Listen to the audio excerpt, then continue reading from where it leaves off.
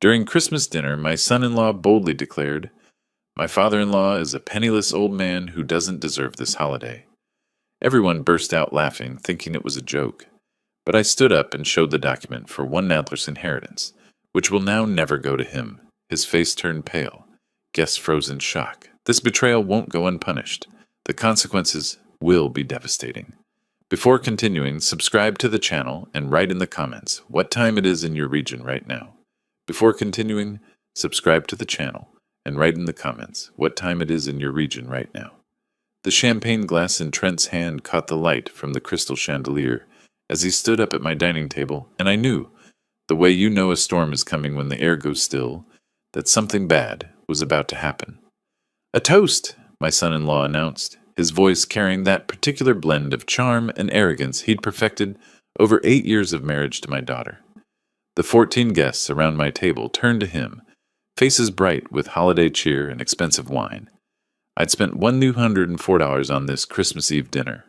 Prime rib, imported champagne, hand-carved decorations that took me 3 days to arrange throughout the house at 1847 Cedar Ridge Drive. Trent's smile widened, the kind of smile a shark might wear if sharks bothered with social niceties. "I want to thank my father-in-law, Harold Lombard, for hosting us in this beautiful home." He gestured around my living room with exaggerated appreciation. Several guests nodded approvingly, though I should clarify something for those who don't know the full story. My hand tightened around my own glass. Across the table, my daughter Heather studied her plate like it contained the secrets of the universe. "My father-in-law here is what you might call a broke old man who doesn't deserve this holiday celebration." Trent's voice dripped with mock sympathy. "Good thing we're gracious enough to let him stay in what's practically our house at this point." The laughter started immediately, loud, raucous, the kind that fills a room and pushes out everything else. I watched their faces. Trent's sales manager buddy from the Toyota dealership, his poker night friends, Heather's country club acquaintances. They were eating it up. One woman actually wiped tears from her eyes. "Trent," I said quietly, but my voice disappeared under the noise.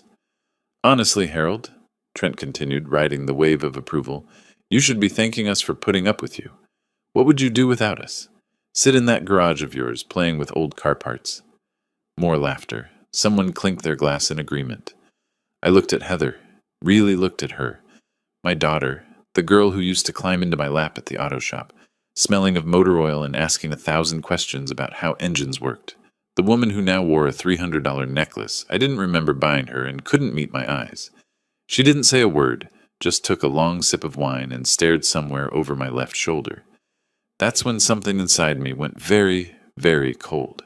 Not angry cold, calculating cold.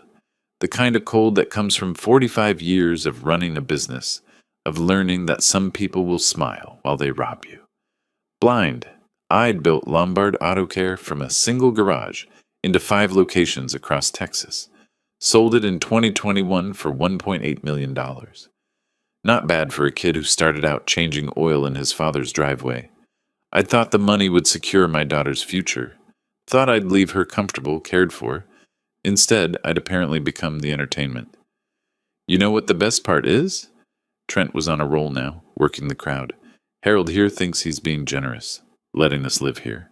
Like he's doing us some big favor. Meanwhile, that's enough." I stood up.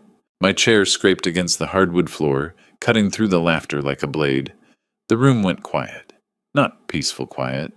Uncomfortable quiet. Trent's smile flickered but held. "Oh, come on, Harold. Can't take a joke?" I could feel everyone watching me, the weight of their judgment, their pity, their amusement. I was 67 years old. I'd buried a business, a marriage, a lifetime of careful planning. And this is what I got, mockery in my own home from a man who'd never built anything in his life except an impressive collection of excuses. "Excuse me," I said, setting down my glass with careful precision. "I need some air." I walked through my kitchen, past the catering dishes I'd ordered special from that place on South Congress, past the custom cake that cost $180. I could hear Trent behind me, voice lower now, probably explaining to his audience that the old man was sensitive, that I couldn't handle the truth. The garage door closed behind me with a solid click. My sanctuary. the place where I'd spent the last 3 years restoring a 1957 Chevrolet Bel Air to cherry condition. The car sat there, partially assembled, chrome gleaming under the fluorescent lights. Patient. Waiting. I leaned against my workbench, hands flat on the cold metal surface. The sound of laughter drifted through the walls. Muffled now. Distant. You work your whole life to build something. You sacrifice. You plan. You think you're securing a future for the people you love. And then one day you realize they're not planning for a future with you. They're planning for a future after you. I pulled out my phone, opened my banking app. $847,000 in liquid assets. $490,000 in home equity. Investment accounts. Bonds. The kind of portfolio that takes decades to build and a single generation to destroy. Trent thought I was broke. Thought I was pathetic. Thought this was his house. I looked at my Chevrolet, half restored, half broken, kind of like me, I suppose. The difference was, I knew how to fix cars, knew exactly which parts to replace, which systems needed overhaul, which components were beyond saving. People weren't so different from engines, really. Apply the right pressure in the right places, and you could make anything run, or stop running entirely. The laughter continued inside. I stayed in the garage, thinking. Planning. 45 years of business strategy doesn't disappear just because you retire. You don't forget how to read people, how to anticipate moves, how to protect what's yours. By the time I walked back into that house, I knew exactly what I was going to do, and Trent Stewart had no idea what was coming. I stood in the garage for another 10 minutes, letting the cold December air clear my head. The muffled party sounds continued inside. My own home turned into a venue for my humiliation. My mind moved backward, searching for when everything shifted. 3 years ago, Heather and Trent had shown up at my door with practiced smiles. "Dad, we need to talk about your living situation," she'd said. "This big house, all alone. What if something happens?" I'd made coffee, listened as Trent explained how they'd move in, keep me company.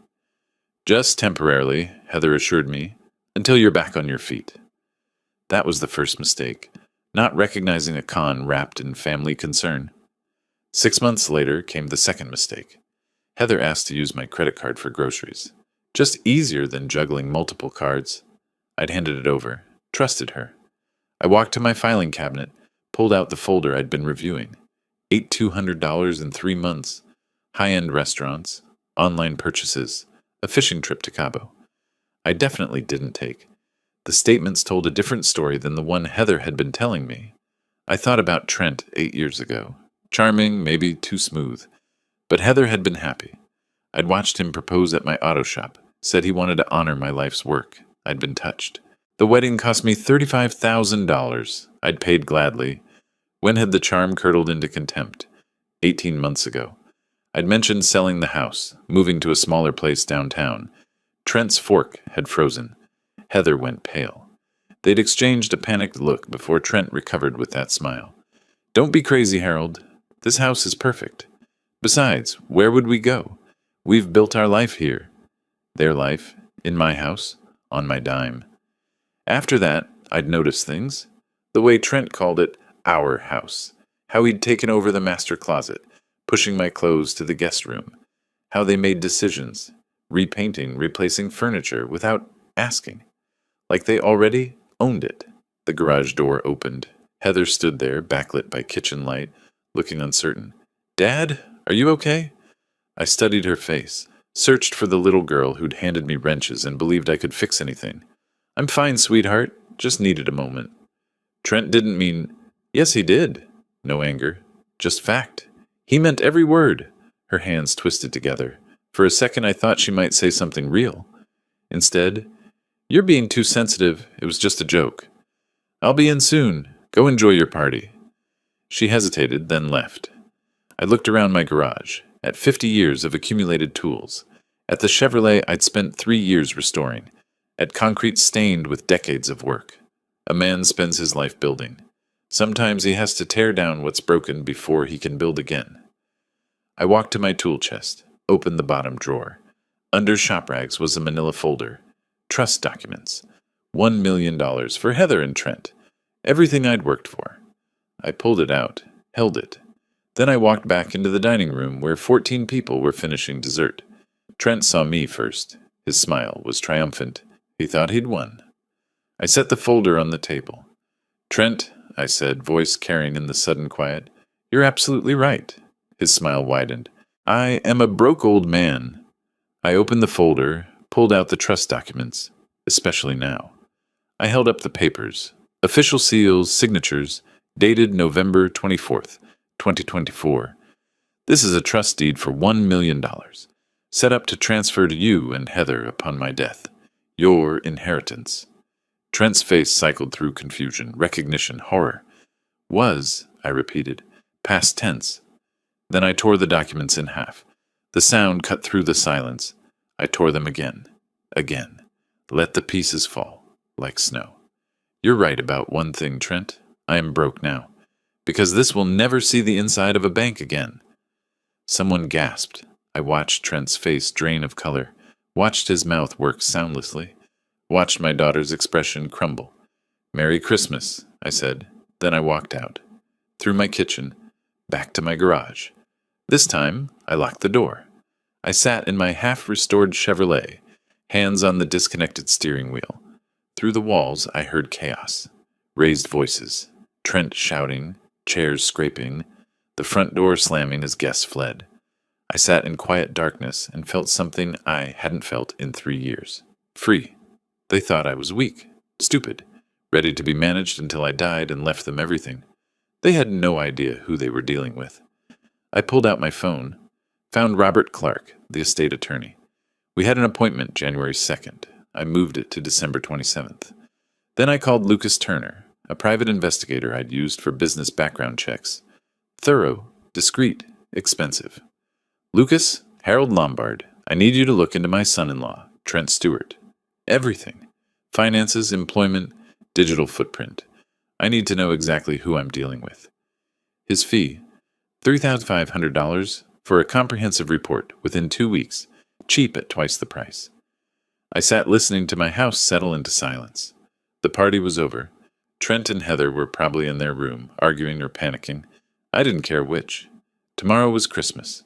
The air would be toxic with unspoken accusations. Trent would try to fix this, to charm his way back. I'd let him think he might succeed, right up until the moment I destroyed him. The Chevrolet sat patient around me. I ran my hand over the dashboard, feeling where vinyl had cracked. "You and me both?" I murmured. "Time for a complete restoration." But first, careful disassembly was required. You couldn't rebuild properly until you'd taken it apart, identified every damaged component, every weakness, every flaw. I knew how to take things apart, and I was about to teach Trent Stewart exactly how thoroughly a careful man could dismantle a life built on lies. The shop light hummed. My tools waited on their pegboard, each in its proper place. Time to get to work. Christmas morning arrived with the kind of silence that follows an earthquake. I made coffee in my kitchen, listening to whispered arguments upstairs. Heather's voice high and panicked, Trent's low and angry. I took my coffee to the garage. Let them stew. The Chevrolet looked different this morning. Or maybe I was seeing it differently. Underneath the primer, this car had been a rusted wreck. Now it was halfway to beautiful. Patience. That's what restoration required. Strip everything down, fix what's broken, replace what's beyond saving. Footsteps on the stairs. Multiple sets. The garage door opened. Trent looked like he'd aged a decade overnight. Heather hovered behind him, red-eyed. My daughter had been crying. Some part of me wanted to comfort her. The newer, colder part noticed she'd positioned herself behind her husband, still choosing him. "Harold," Trent's voice was careful, the salesman salvaging a bad deal. "Can we talk?" "We're talking now." "About last night. I was drunk. The guys were egging me on. I didn't mean any of it." I sipped coffee, watched him, said nothing. The silence made him nervous. "Come on, Harold. It was a joke. You know I respect you. Don't we, Heather?" My daughter nodded. "Dad, please. Can't we just forget the whole thing? Start fresh?" I looked at her. When had she learned to lie so smoothly? "The trust documents are already filed," Trent said. "You can't just—" "Those were copies. For your records. The originals are with my attorney. I called him this morning and instructed him to void the entire arrangement." A lie. Robert Clark's office was closed until the 27th, but Trent didn't know that. You can't do that. Actually, in Texas, I can do whatever I want with my estate. Heather's eyes widened. She'd probably thought of my assets as already half theirs. We're family, she said. Family forgives each other. You're right. Families should also respect each other, support each other, be honest. I looked directly at her. When's the last time you were honest with me? She flinched. The credit card you've been using for groceries. Funny thing about statements, they're detailed. Restaurant bills, online shopping, a weekend trip to Cabo in October. Trent went still. I don't remember authorizing a vacation or those $800 at the poker tables in Louisiana. The garage was silent except for the heater's hum. I notice everything, I said quietly. I always have. I just chose not to see it. There's a difference, Heather cried. Real tears, maybe. We'll pay you back, Trent said, jaw tight. Every penny. Of course, I'm sure you have plenty of savings. His face told me everything about their savings situation. I have an appointment with my attorney on the 27th. Until then, I think we all need space. I walked past them into my house. Behind me, Heather sobbed. The garage door slammed. I went to my study and opened my laptop. Time to really look at the numbers. 3 hours later, I had a comprehensive list. The total, 8,247 in 3 months. Going back further, the pattern emerged. They'd been careful at first, small charges, but they'd gotten bolder. The Cabo trip alone was 2,400. 4 nights at a resort, fishing excursions, spa treatments, all on my card while they lived rent-free in my house. This wasn't feelings or misunderstandings. This was theft. Calculated, sustained theft. My phone buzzed. Heather, please, Dad, can we talk? I deleted it. Trent, you're making a huge mistake. I blocked his number. 2 days until Robert Clark. 2 days to gather everything I needed. I opened a new browser tab. Private Investigators, Austin, Texas Financial Fraud. Lucas Turner, former Austin PD, Financial Crime Specialist. I'd used him twice before. Business partner embezzlement, supplier verification. Thorough, professional, accurate. I dialed. Turner Investigations. Lucas, it's Harold Lombard. I need a complete financial workup on someone. Domestic situation. My son-in-law. A pause. Timeline. 2 weeks. Money's no object. Comprehensive report runs through Med 500. Credit checks. Public records. Employment verification. Perfect. When can you start? I had all of Trent's information. Heather had used him as a reference on insurance paperwork last year. I'll email everything within the hour. One thing, absolute discretion. He can't know he's being investigated. That's standard, Mr. Lombard. Preliminary findings in a week, full report in 2. We finalized the details. I hung up and compiled Trent's information. Social security number from the insurance form. Date of birth from the wedding invitation. Current employment at the Toyota dealership. I hit send and sat back. The pieces were moving. The machinery engaged. In business, the best revenge wasn't impulsive. It was methodical. Identify the problem, gather data, develop strategy, execute with precision. Trent thought he was dealing with a broken old man. He had no idea he'd just walked into a trap that had been 45 years in the making. December 27th arrived cold and clear. I drove downtown to Robert Clark's office, 15th floor of a glass tower on Congress Avenue, the kind of place that charged $450 an hour and earned every penny. Robert appeared in the conference room, early 50s, silver hair, sharp-eyed. Harold, quite the Christmas you had. We sat. He opened a portfolio. First question. Are you serious about disinheriting your daughter? Completely. Even if she divorces Trent? I considered. Can the documents be structured with conditions? Absolutely. She receives nothing while married to Trent, but becomes eligible if she divorces him and meets certain criteria. What kind of criteria? Employment, financial responsibility, time-based vesting, whatever you want. That felt right, a path back if she chose it. And the house? You own it outright. You can do whatever you want. Can I evict them?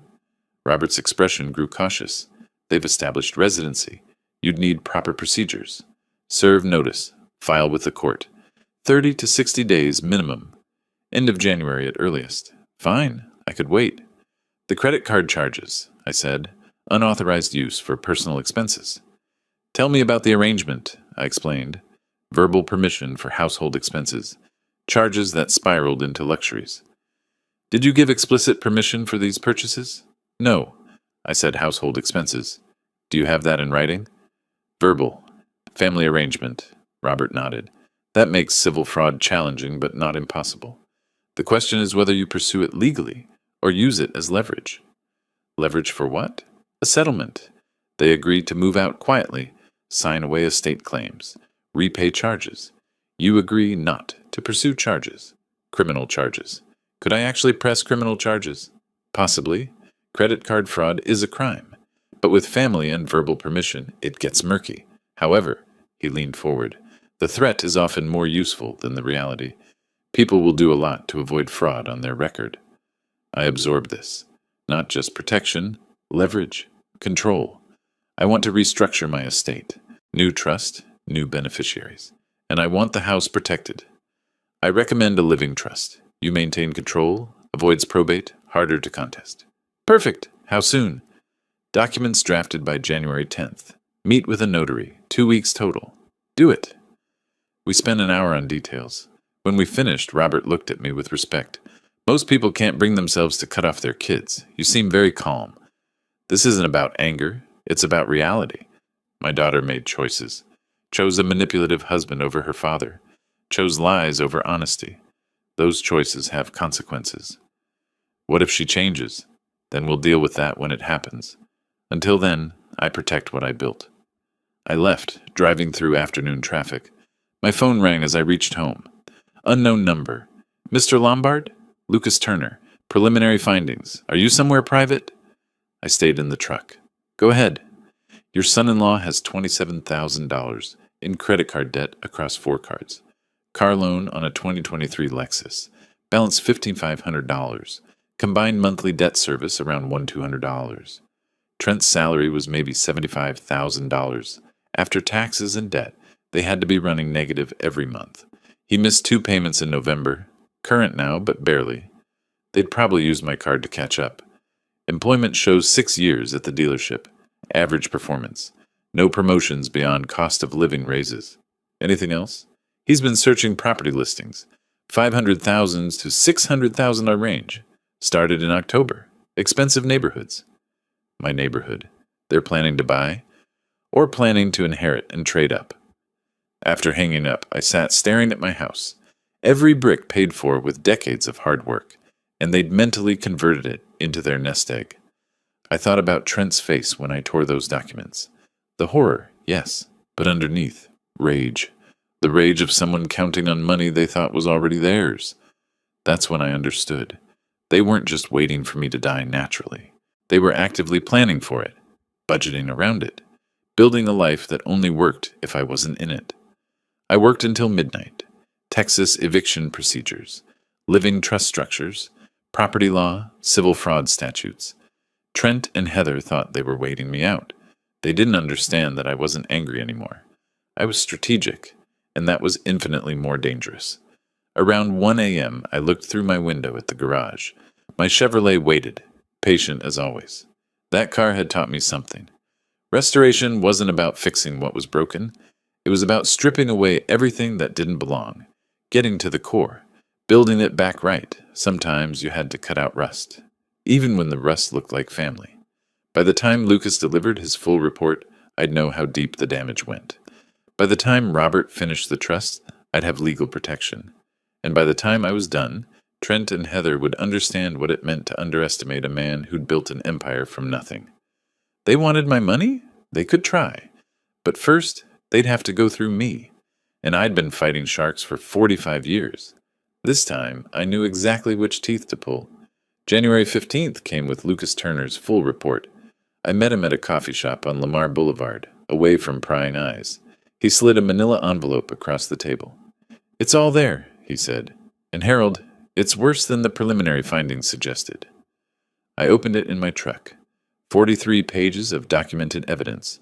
Bank statements. Text message transcripts recovered from phone records. Email exchanges. The pattern was clear as glass. Trent hadn't just been careless with my money. He'd been systematic, calculated. The $43,000 was just what I'd caught. Lucas had found another 18,500 in cash advances and wire transfers I hadn't noticed. Total unauthorized use over 2 years, 61,500. But the text messages, those were what made my blood run cold. October 12th, to someone named Kyle. Old man can't last much longer. House alone is worth $500,000, plus whatever cash he's sitting on. November 3rd. Talk to a realtor. If we list at $520K, we'll clear $480K after fees.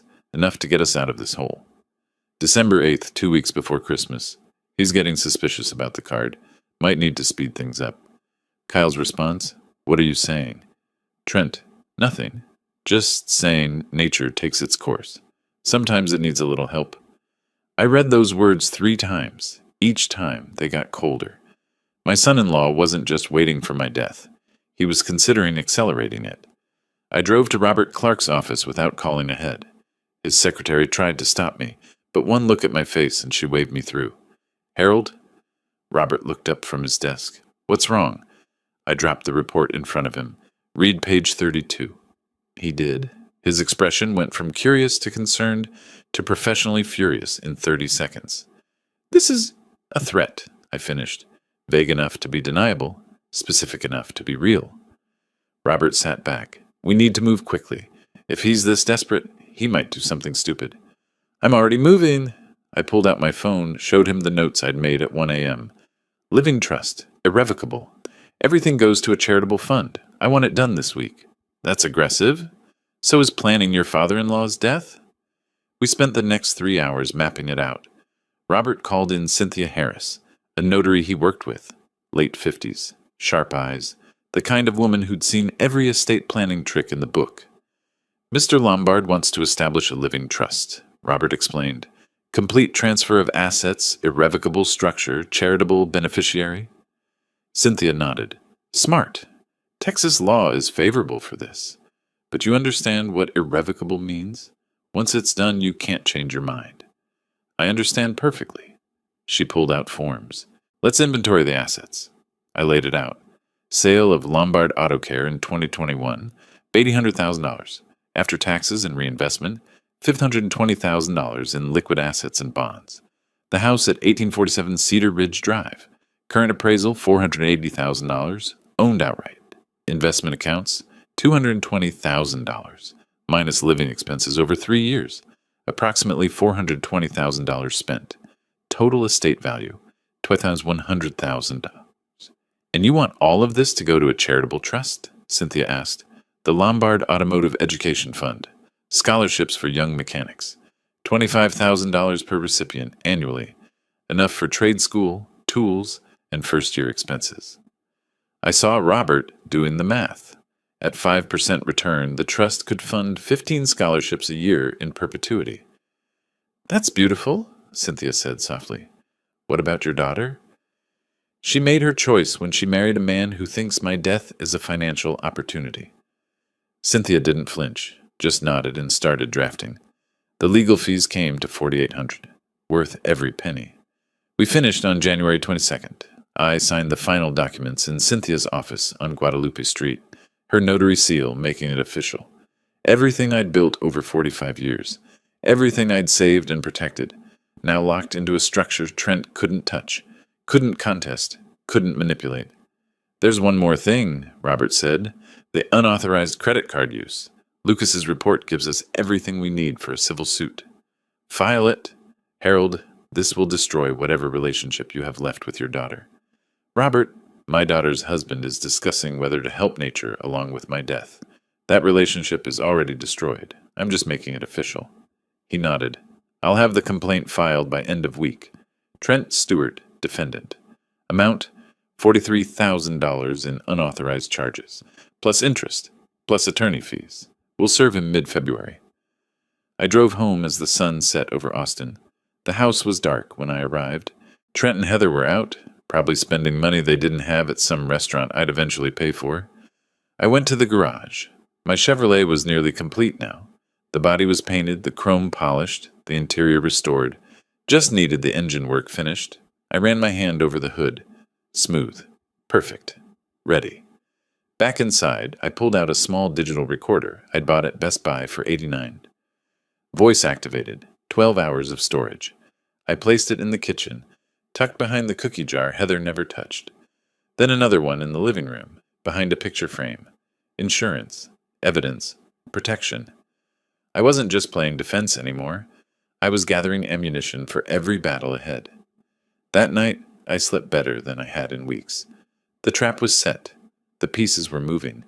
All I had to do now was wait for them to spring it. Trent thought he was waiting me out. Thought time was on his side. He had no idea that every day he waited, I was building walls he couldn't climb, digging moats he couldn't cross, preparing a battlefield where he'd already lost. The trust was ironclad. The evidence was documented. The lawsuit was ready. And I was just getting started. The process server found Trent at the Toyota dealership on February 12th. I was parked across the street, watching.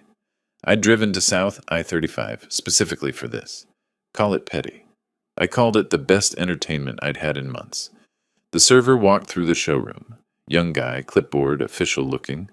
He approached Trent, who was with a couple examining a Camry. I watched Trent's face when the server interrupted.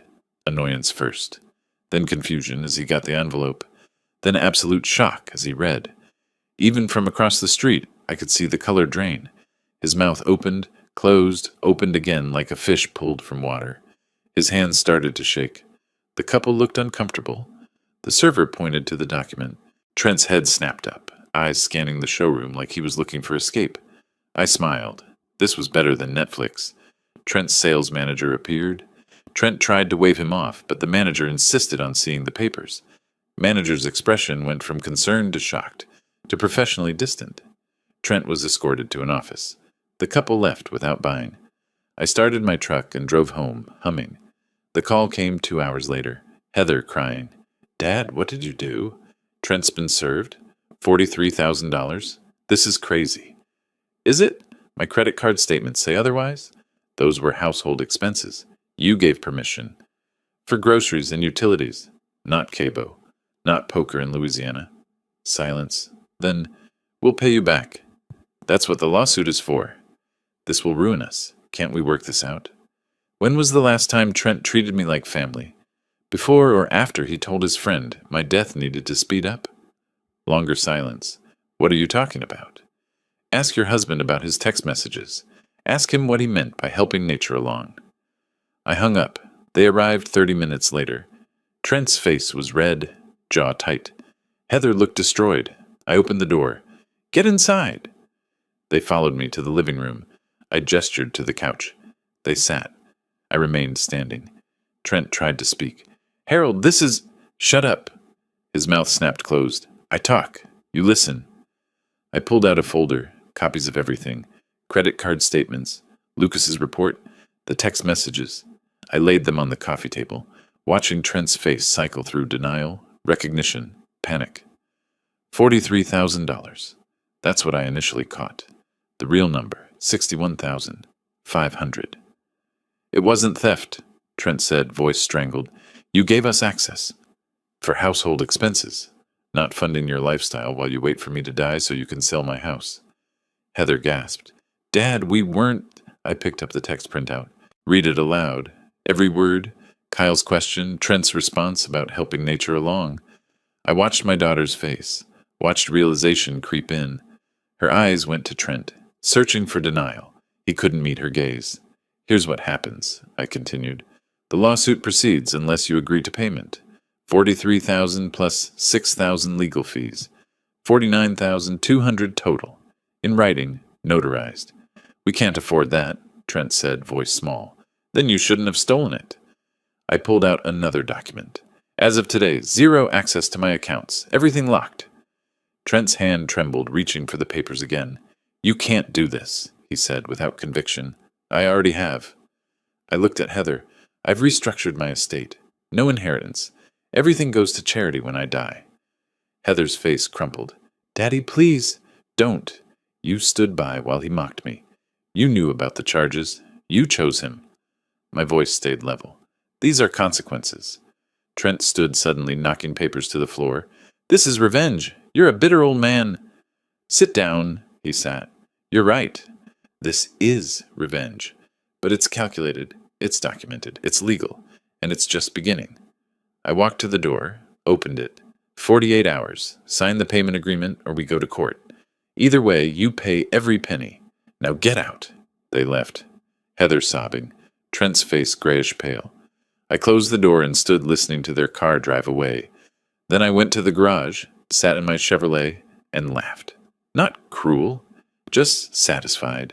The look on Trent's face when he'd read those texts, the way his hands shook, the way Heather's eyes widened, realizing what her husband had been planning. Justice wasn't abstract. It was Trent Stewart's face, draining of color, as he understood the broke old man had outmaneuvered him. I texted Robert, "They're served, now we wait." His response, "Let me know if they agree. If not, we file for court."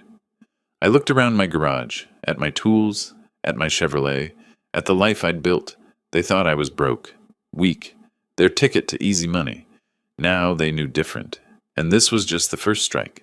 I still had the eviction notice prepared, still had moves they couldn't see coming. Trent had wanted to know how long the old man would last. Turned out, a lot longer than him. I whistled as I went inside to make dinner. For the first time in months, I had an appetite. Revenge tasted pretty sweet. March 1st arrived with clear skies and cold determination. I'd scheduled the eviction notice delivery for exactly 9 a.m. I watched from my study window as the process server approached. Same young guy who'd served Trent before. He was getting good at this. Trent opened the door in his work clothes, coffee in hand. I saw his face change as he recognized the server, saw the mug nearly slip as he took the envelope. He stormed back inside, calling for Heather. I gave them 30 minutes before I walked downstairs. Found them at the kitchen table, the eviction notice spread between them like a death sentence. 30 days, Trent said when he saw me, his voice shaking. "You're giving us 30 days to leave?" "That's what the notice says. This is our home." Heather's eyes were red. "Dad, you can't throw us out. This is my home. You've been living here rent-free for 3 years. Under Texas law, I can terminate that arrangement with proper notice." "We'll fight this," Trent said, standing. "You can't evict family without cause." "Actually, I can. Check Section 2402 of the Texas Property Code. But if you want cause, we can discuss the $61,000 in theft." Trent's jaw worked. "We'll get a lawyer." "Go ahead. This should only cost you about $1,200. Money well spent, I'm sure." I walked out before they could respond. That afternoon, Trent hired Douglas Miller, cheap lawyer who advertised on bus benches. Cost, up $200. Robert called me 3 days later, laughing. Miller filed a motion to dismiss. Claims they've established tenancy rights. And? It's nonsense. They never paid rent, never had a lease. Judge Thompson will throw it out. Hearings March 15th. The Ides of March. Appropriate. The 2 weeks before the hearing were tense. Trent and Heather barely spoke to me. I spent the time finishing my Chevrolet. The engine was finally complete, every cylinder firing perfectly. I took it for test drives, letting Trent and Heather hear that engine roar. The hearing took place downtown. Small claims court, nothing dramatic. Just legal efficiency. Judge Thompson, 60s, no-nonsense, reading glasses on a chain, looked over the motions for 3 minutes. "Mr. Miller, your clients claim tenancy rights?" "Yes, Your Honor. They've lived at the property continuously for 3 years." "Did they pay rent?" "Well, no, but..." "Did they have a written lease agreement?" "No, Your Honor, but..." "Did they contribute to property taxes, insurance, or maintenance?" Miller hesitated. "Not formally, but..." "Then they're not tenants. They're guests who've overstayed their welcome." "Mr. Clark?" Robert stood. "Your Honor, the property owner provided gracious accommodations under the understanding it was temporary. That arrangement is now terminated. Motion to dismiss denied. Eviction notice stands. Defendants have until April 1st to vacate. 45 minutes total, including waiting. I looked at Trent as we left. His face had that grayish color again. "You did this on purpose," Trent said. "You planned all of it." "Of course I did. You think I built 5 auto shops by being stupid? You're destroying us." "No, Trent. I'm just stopping you from destroying me." Heather grabbed my arm. "Daddy, please. Where are we supposed to go?" I looked at my daughter. She was 35 years old. 7 years not working, living in my house while her husband planned my death. "That's not my problem anymore, Heather. You made your choices. Live with them." The next 2 weeks were strange. They moved through the house like ghosts, packing boxes. I helped with nothing. On March 30th, Trent rented a moving truck. The apartment they'd found was off Runberg Lane, North Austin. Rent, $1,650 a month. Security deposit, and first month, $3,300 up front. They'd borrowed from Heather's inheritance, about $5,000 she'd been saving. April 1st, moving day. I sat in my garage working on the Chevrolet while they loaded. Heard Trent swearing, furniture scraping, Heather crying. Around 3 p.m., Trent appeared in the garage doorway. "We're done." "Keys?" He threw them. I caught them without looking up. "You're proud of yourself," he said, watching us suffer. I set down my wrench, looked at him. "I'm not proud. I'm satisfied. You called me a broke old man who didn't deserve respect. You spent $61,000 of my money. You discussed helping nature along with my death, and you thought I'd just take it." I stood up. "I'm not suffering watching you leave, Trent. I'm relieved, like finally cutting out a cancer." He looked like he wanted to hit me, but he just turned and walked away. 5 minutes later, I heard the truck start, drive away. I walked through my house, empty rooms, quiet, clean, mine again. I poured myself a bourbon and called Robert. "They're out." "Good. How do you feel?" "Like I just took out 40 years of trash?" He laughed. "One more thing. You asked me to mention the lawsuit details to Tom Richards. You sure?" Tom Richards, owner of the Toyota dealership, also Robert's client. "I'm sure. Purely factual conversation, of course." "Of course. I'll schedule a meeting next week." I hung up and smiled. The eviction was just Move 2. Move 3 was already in motion. May came with thunderstorms and consequences. I was in my garage, polishing the Chevrolet's chrome trim, when Robert called. "It's done. Trent's out at the dealership." I set down my polishing cloth. "How?" "Had a meeting with Tom yesterday about his estate updates. Mentioned purely in passing that I was handling an interesting case. Financial fraud between family members. The son-in-law who'd stolen $61,000 from his father-in-law using credit cards. Tom asked if this was public record. I said it would be soon. Court filings are public." "And?" "Tom's a smart guy. He put 2 and 2 together. Called his HR this morning. They found cause, operational restructuring. Trent was let go at 10 a.m. I should have felt triumph. Instead, I just felt tired. This was necessary, but it wasn't pleasant. How much severance? 2 weeks, standard. 2 weeks pay for Trent, maybe $2,500 after taxes, and now no job. I hung up and went back to my car, but the satisfaction wasn't there anymore, just cold necessity. The call came 3 hours later. Heather, hysterical. "What did you do?" "Trent lost his job. They said operational restructuring, but he knows it was you. How are we supposed to pay the settlement now? How are we supposed to live?" Heather, "No, you've taken everything. The house, his job, our future. When does it stop?"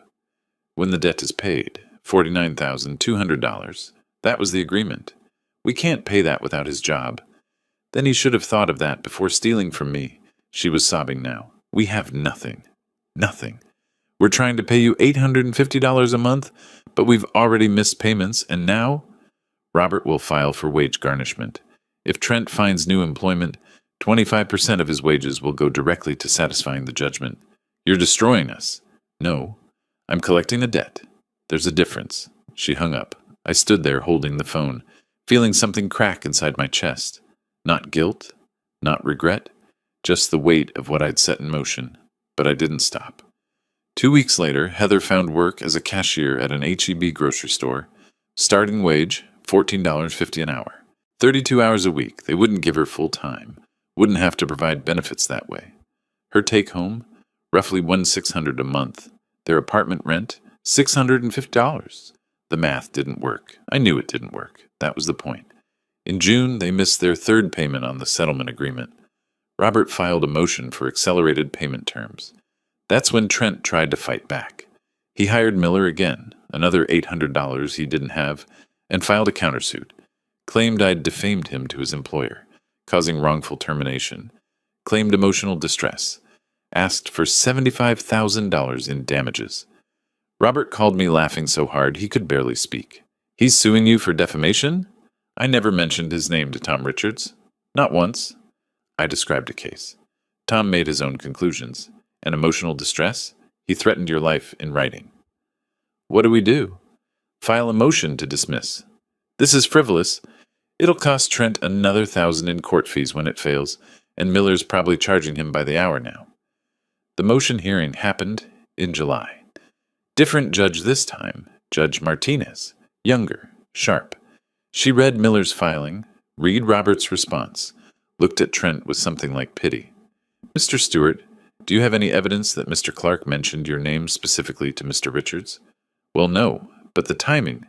Circumstantial. Do you have evidence that Mr. Lombard instructed Mr. Clark to defame you? It's obvious that. Evidence, Mr. Stewart, not speculation. Trent had nothing. Miller fumbled through his notes, found nothing. Motion to dismiss, granted. Mr. Stewart, I'm awarding legal costs to the defendant. You owe Mr. Lombard an additional $2,400 in attorney fees. File frivolous suits again, and I'll consider sanctions. Trent turned red, then white, then red again, stood up so fast his chair fell over. This is rigged. You're all protecting him because he has money and connections. We have nothing, and you're bleeding us dry. Mr. Stewart, sit down, or I'll hold you in contempt. He didn't sit. My father-in-law is a vindictive old bailiff. It took 2 bailiffs to escort Trent from the courtroom. I watched him go, watched Miller hurrying after him, probably already calculating how to bill for this disaster. Robert touched my arm. You okay? Yeah, just tired. He's desperate. Desperate people do stupid things. I know. We walked out of the courthouse into July heat. I drove home thinking about Trent's face. Not scared anymore. Angry. Cornered. That night, I got a call from my alarm company. Motion detected at my house. I pulled up the security feed on my phone. Trent. In my driveway. Staring at my windows. I called the police. Gave them my address. Described the situation. Restraining order violation. I'd filed one after the courtroom outburst. 2 patrol cars arrived within 10 minutes. I watched on my phone as they approached Trent. Talked to him. Checked his ID. He left without incident. But the message was clear. He wasn't done fighting. Neither was I. I checked my locks, set all the alarms, and went to my garage. My Chevrolet gleamed under the lights. Fully restored now. Perfect paint. Perfect chrome. Engine purring like a dream. I'd taken something broken and made it whole again. Now I just had to finish dealing with the rust. I texted Robert. He showed up at my house tonight. Police came. Escalate the wage garnishment. I want payment starting the day he finds new work. His response. Already on it. And Harold? Watch your back. He's unraveling. I looked at my phone, at the security footage of Trent standing in my driveway, fists clenched. Yeah, he was unraveling. But I'd planned for that too. I pulled out the recordings from my hidden digital recorders. Hours of Trent and Heather talking, planning, scheming, insurance against whatever came next. The game wasn't over, but I was still 3 moves ahead. August came with a decision I'd been planning since March. I sat in Robert's office, signing the final paperwork for the house sale. The buyer, Austin Youth Development Center, a nonprofit that worked with at-risk teenagers. They'd convert 1847 Cedar Ridge Drive into a community center, tutoring, mentoring, life skills training. Sale price, $465,000, below market value, but that was intentional. The tax deduction alone would be worth it, and the symbolism was perfect. They're thrilled, Robert said, reviewing the contract. This location is perfect for their programs. You're doing a good thing here, Harold. I'm doing the right thing. There's a difference. I signed the last page. My house, the place where I'd raised Heather, where my wife had died, where I'd been humiliated at Christmas dinner, was no longer mine. It felt like shedding old skin. I'd already found a new apartment. Modern complex near downtown, 15th floor. Floor-to-ceiling windows overlooking Lady Bird Lake. 2 bedrooms, open concept. Parking garage for the Chevrolet. Rent, $1,100 a month, which I could easily afford. The movers came on August 15th. I didn't take much. Furniture I actually liked. My tools, personal items. The rest I donated. The house had too many memories, too much weight. I spent my last night there in the garage with my Chevrolet. The car was finished now. Cherry red paint gleaming, chrome perfect, leather interior, restored to original condition. I'd rebuilt the engine myself, tuned it until it purred.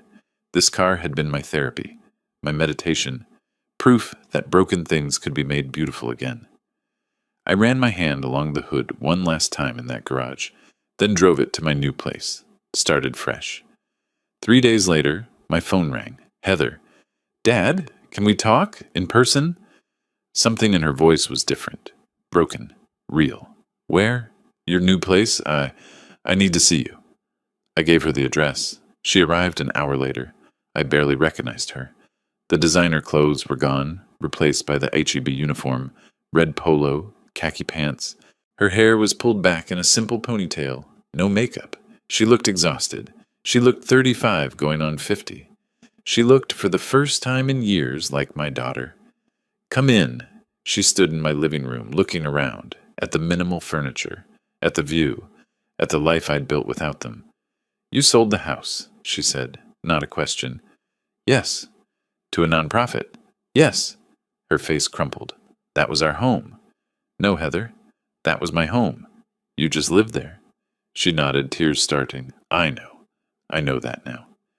She sat on my couch and for the first time in months, really cried. Not manipulative tears, not performance. Just raw, honest grief. I'm so sorry, Dad. For everything. For letting Trent. For not standing up for you. For being part of it. I was so stupid. I sat across from her. Waited. I thought we deserved it. Your money. The house. Like you owed us because you were our family. Trent kept saying you had more than you needed. That you'd want to help us. That it wasn't really stealing because it would all be ours someday anyway. And you believed him. I wanted to believe him. It was easier than admitting what we were doing, than admitting what he was. She looked at me, eyes red. I read the text messages about helping nature along. I confronted him and he said it was just talk, just frustration, but Dad, I think he meant it. I think he would have. She couldn't finish. I know, I said quietly. I left him. 2 weeks ago. I'm staying with a friend from work. I filed for divorce yesterday.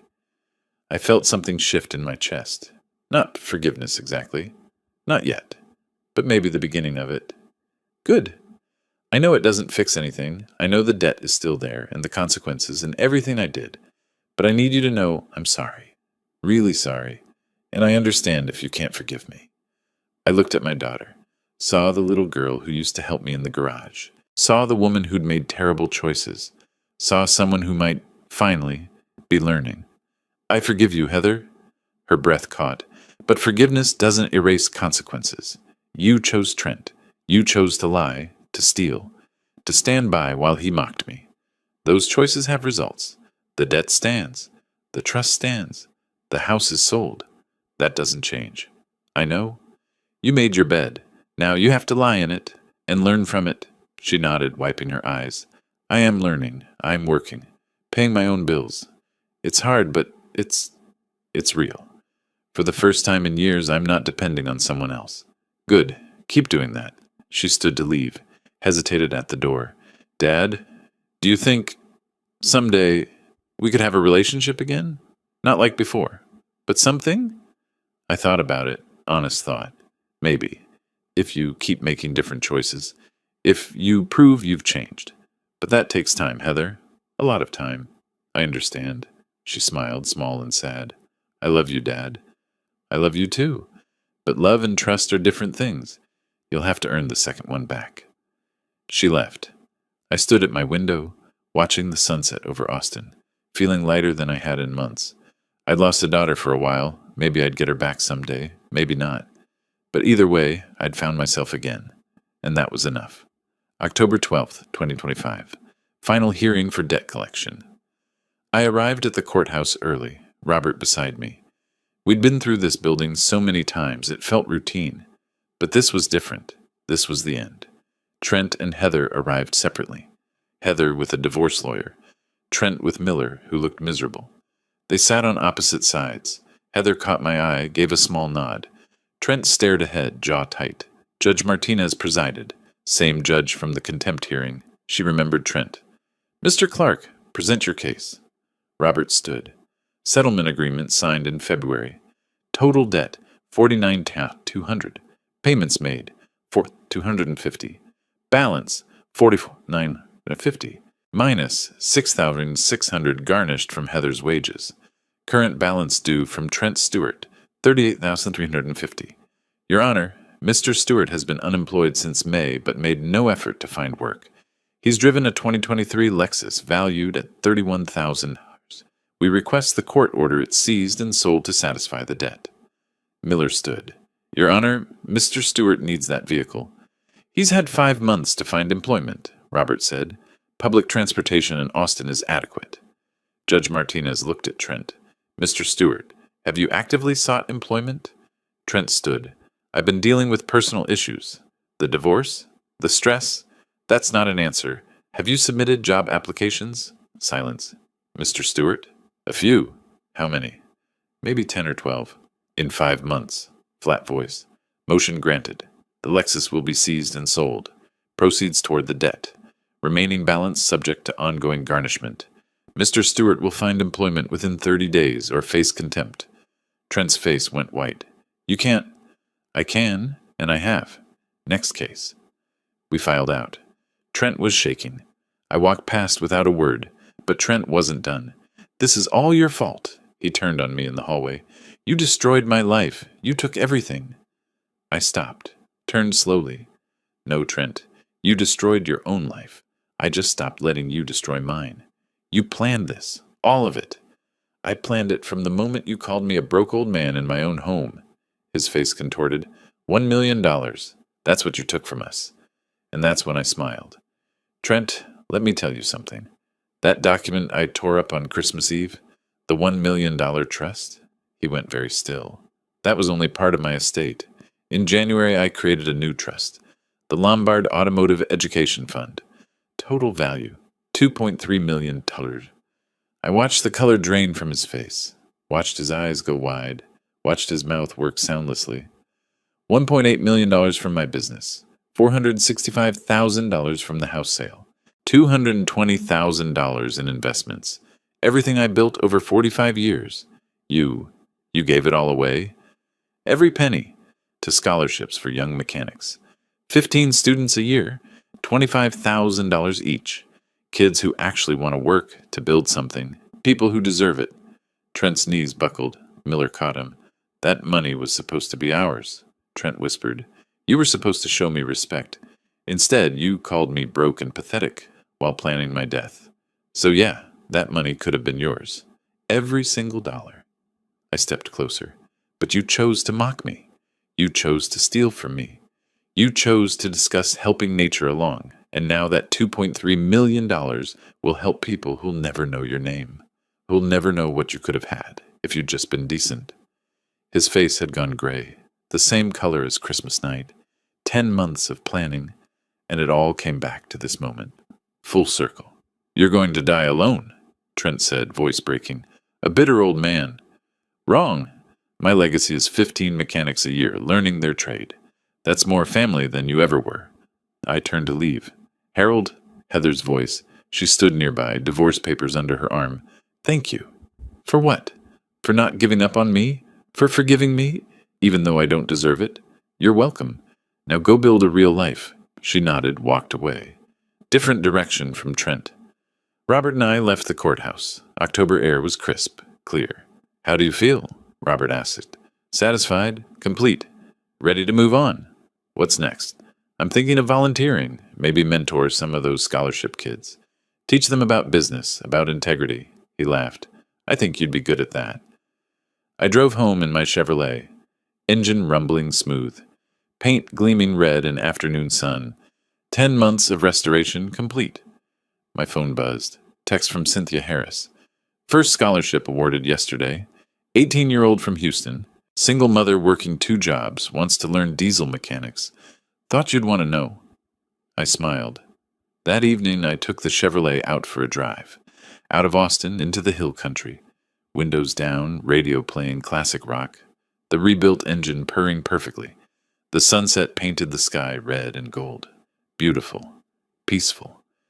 I thought about Trent's face when I told him about the $2.3 million, the absolute devastation, the realization of everything he'd lost through his own choices. I thought about Heather, starting over, learning, growing. I thought about 15 kids a year who'd get a chance because I'd decided revenge wasn't enough. Justice had to build something new. The road stretched ahead, empty and open. I pressed the accelerator.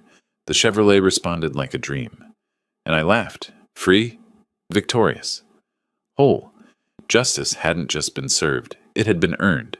If you like this story, please like this video, subscribe to the channel, and share your impressions of this story in the comments. To listen to the next story, click on the box on the left. Thank you for watching.